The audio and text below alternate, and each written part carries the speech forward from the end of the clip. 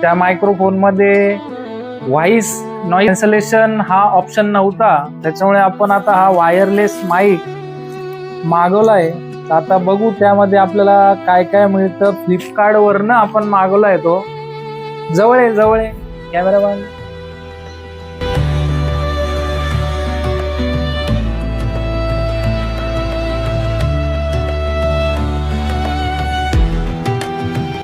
म्हणजे हा माईक आपण आयफोनलाही वापरू शकतो.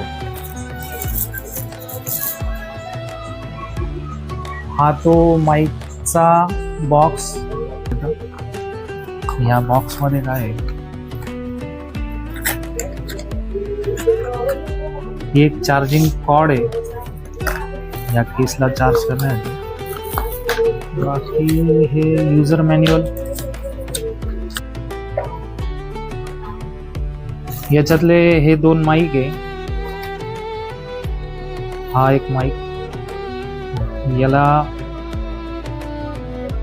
याला मॅग्नेट आहे. हे मॅग्नेट थ्रूही वापरू शकतो. यालाही सेपरेट चार्ज करता येतं, पण इथे जे डॉक आहे या डॉकमध्ये पण तो चार्ज होऊ शकतो. त्याच्यानंतर हा दुसरा माईक, दोन्ही मॅग्नेटिक. आणि हे त्याचं रिसिव्हर आहे, हे मोबाईलला लागेल. आणि त्याच्यानंतर आपण हा माईक कॉलरला लावू शकतो. हे 2 माईक आणि हे त्याचं रिसिव्हर. माईक घेतल्यानंतर सुरुवातीला डिस्प्ले चालू होत नाही.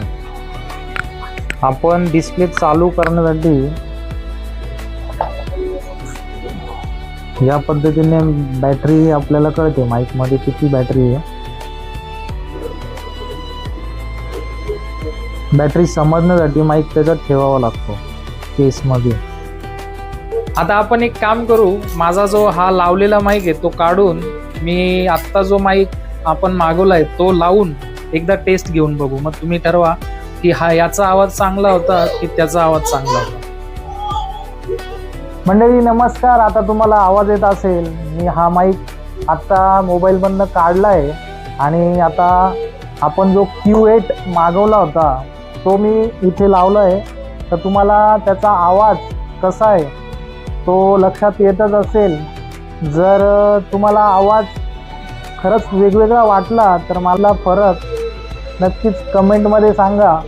आणि ज्यांना कोणाला असा हा माईक मागवायचा त्यांच्यापर्यंत हा व्हिडिओ नक्कीच फॉरवर्ड करा की त्यांनाही माईक कोणता घ्यावा हे सुचण्यासाठी मदत होईल.